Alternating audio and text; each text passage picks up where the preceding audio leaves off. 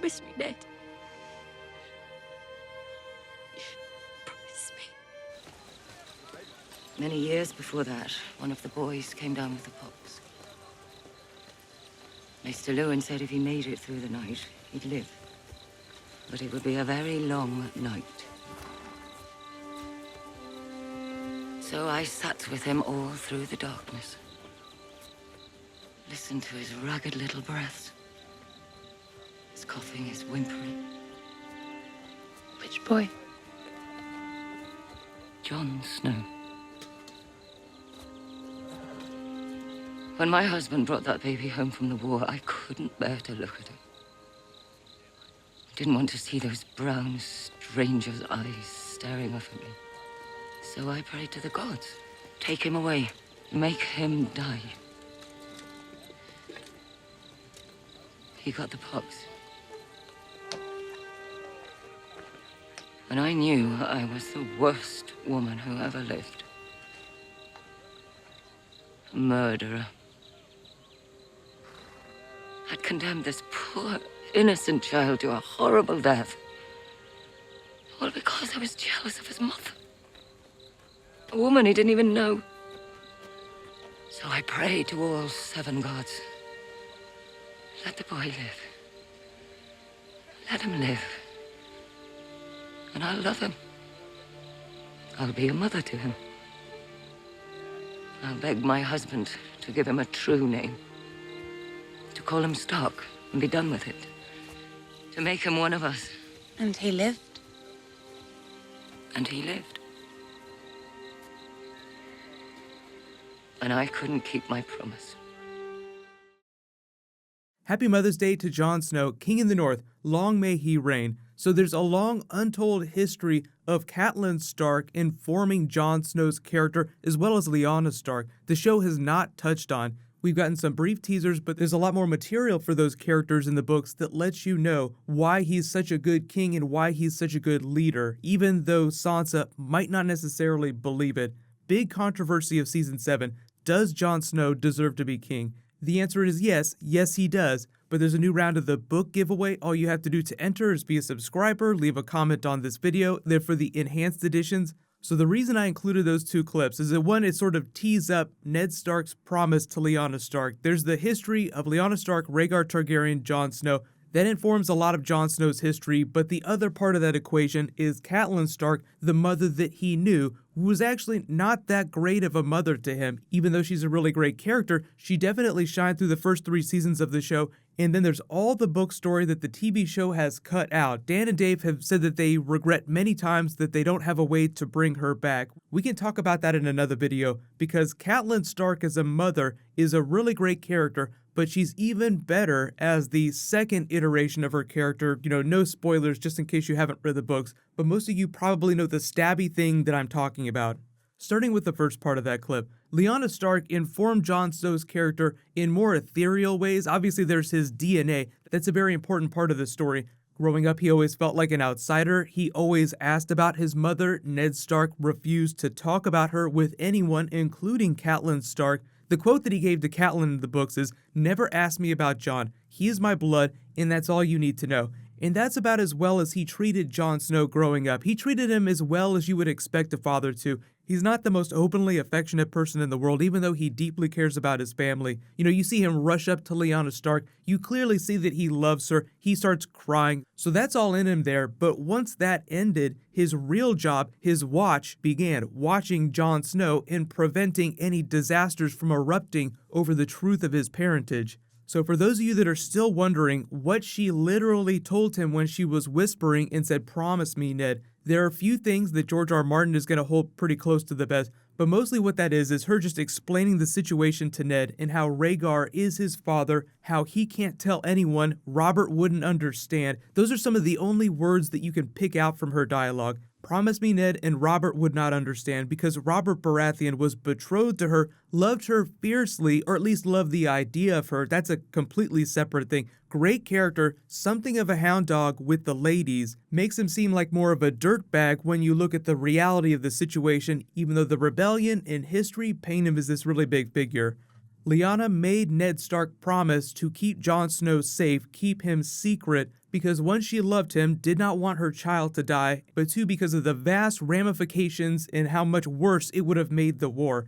Because where this is happening right here is after the sack of King's Landing. This is after Jaime has killed the Mad King, after Ned Stark walked in and found him over his dead body. You remember that moment in season 1 where Ned Stark sort of throws that Kingslayer moment in his face, how he's a traitor. He killed the man that he was sworn to protect, even though it was the right thing to do. So Catelyn Stark resents Ned, resents Jon Snow, even though Ned Stark did the wrong thing for the right reasons, not telling her the truth of Jon Snow's mother. Jaime Lannister, exact same thing. It's so much easier to give people lines like, "Never ask me about Jon, he's my blood, that's all you need to know." The one sentence explainer for Jon Snow's origin. Don't ask. Like there's this giant book in the Citadel that explains his entire history. I could give you the giant explainer, or I could say, don't ask. So because of that, Jon Snow grows up with half of an identity, not knowing who he is, even though his brothers accepted him. He was very close to Robb. He was never particularly close to Catelyn, and even though you see that he's very close to Arya, he also, because Sansa takes after her mother a lot, was not super close to Jon Snow. And as you see here in season 6, as they reunite, they sort of come together, but still in her heart of hearts, even though Sansa loves Jon Snow, she still feels like he isn't quite as worthy as he might be had she known the truth of his origin. But it all leads to Jon Snow having this great imposter syndrome where he just feels like he constantly has to prove himself and he is not worthy of the things that he has. He lives in Winterfell. He feels like he's part of the Stark family, but not really. He feels like he has to earn it constantly. So isn't that someone that you want as your king, as opposed to, say, someone like Joffrey at the other end of the spectrum who just feels like everything is owed to them, there are no rules, the world is my plaything? You can see from that Catelyn scene that I included that the TV shows really tried to present a more balanced approach to Catelyn Stark. Like, she wasn't completely cold, she did care about Jon Snow, but ultimately could not live up to her promise. But the book really tells you the truth of the matter. So there's this Catelyn chapter where she's considering it, where she says to herself, whoever Jon's mother had been, Ned must have loved her fiercely, for nothing Catelyn said would persuade him to send the boy away. It was the one thing she could never forgive him. She had come to love her husband with all her heart, but she had never found it in her to love Jon. She might have overlooked a dozen bastards for Ned's sake, so long as they were out of sight. Jon was never out of sight, and as he grew, he looked more like Ned than any of the true-born sons she bore him. Somehow, that made it worse. It's such a great quote, and obviously now we know in context that yes, Ned loved Jon Snow's mother fiercely, just not in the way we expected, and you learn why it is that Jon Snow was always underfoot. Ned Stark always made sure that he was around so that he could keep an eye on him and protect him like he had promised to his sister Lyanna. The crazy thing about this is that Jon Snow growing up felt all this. He absorbed all of this passive hate that Catelyn had for him. And even though they weren't very clear about it during the first season of the show, when they're all still at Winterfell in the first couple of episodes, you see looks on his face like this, like he always has these downcast eyes, sort of navel-gazing. He has this imposter syndrome, the constant need to prove himself, which is why he pushes himself to be worthy so much, which is why it's so much more meaningful when you see scenes like this where the Lords of the North name him their king. I don't care where he comes from, I don't care what his name is, he's my king. The King in the North. This is all going to cause two really big things to happen during season 7. One, he'll continue to try and be the worthy king that everyone says that he is. He'll still feel like an imposter no matter what. Even when Bran hopefully reveals the truth of his parentage, it won't do much for him. He'll start to understand, but he'll still have all those years of feeling like an outsider. That's not going to go away overnight. But two, it will also cause a tidal wave of hate from the fandom for any characters that say that Jon Snow is not worthy of being king. And right now, the top of that list is Sansa Stark and Littlefinger. So Littlefinger, you expect him to hate Jon Snow. He wants power, so anybody who was named King in the North that was not Littlefinger and Sansa, Littlefinger would try to backstab. But because Sansa is Jon Snow's sister, you expect there to be some sort of support system. So part of the drama will be seeing how she reacts to that, because you see previews like this and you're like, okay, very clearly there's some look in Sansa's eyes like she is not really happy with what's going on.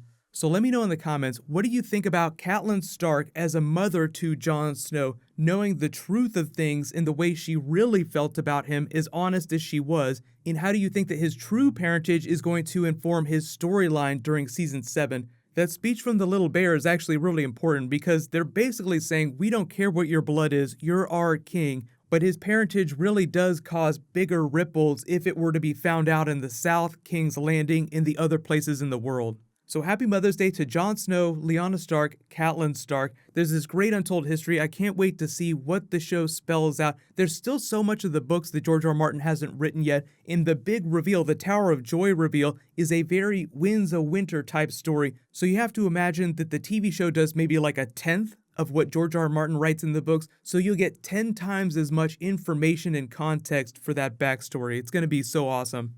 We're really close to getting that first big Season 7 trailer, so as we get closer to the premiere, I'm going to be doing more Game of Thrones videos per a week. They'll be a little more organized, a little more specific. Be sure to let me know in the comments what you want me to talk about. You guys get to decide what those bonus videos are about. Sundays will still be a Game of Thrones day, but you'll probably start seeing Game of Thrones videos happening during the week too. But I'll say congratulations to Sly Cullen, you're the latest giveaway winner. Please private message me on the back end of my channel so I can get your contact details. While you wait for everything, you can click here to learn all about the spin-offs that HBO is planning. There's not going to be 4 separate ones. There'll be one spin-off, but there's 4 ideas that they have. And you can click here for all my other Season 7 trailer videos. Thank you so much for watching. Let's High Five. I'll see you guys tonight.